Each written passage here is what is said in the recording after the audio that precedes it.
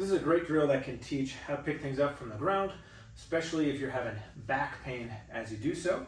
So I'm gonna pick up that yellow band. So I'm gonna choose one leg as my lead leg. That's gonna be right now my right leg. My left leg, not have much weight on it. And I'm gonna reach this left leg out and back and down. And that's gonna allow my torso to come down there. To come up, I wanna push through this front leg. So this leg reaches back and comes down.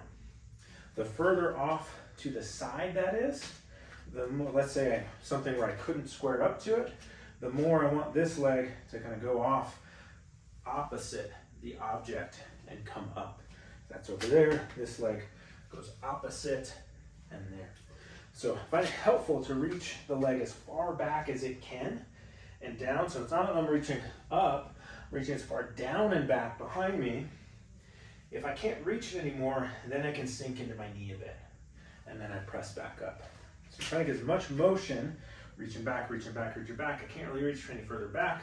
Now I can just sink down with my knee and then push up with that front side. So that's kind of the technique. If it's right in front of you, then the leg can just doesn't have to be straight back. The leg can go more straight back as you go down.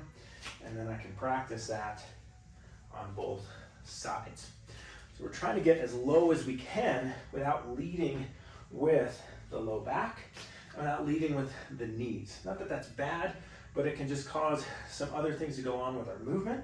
So if I just lead with my knee, it's then hard to do anything. I'm not as stable, I can't get that leg back.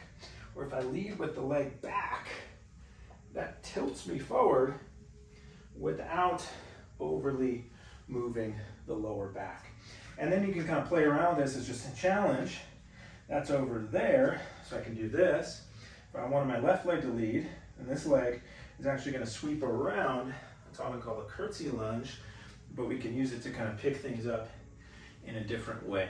So rather than thinking about what's my back doing, what are my knees doing, just think about sending one leg back opposite where the object is, and then adding in a little bit of knee after that.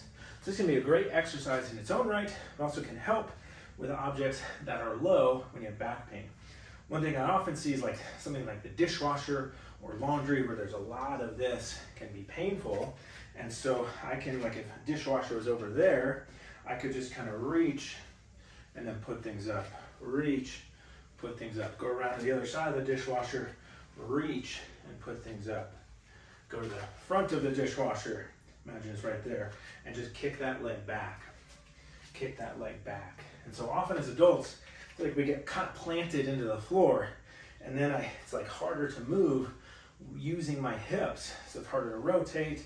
A lot of times people just sink into their low back or sink into their knees.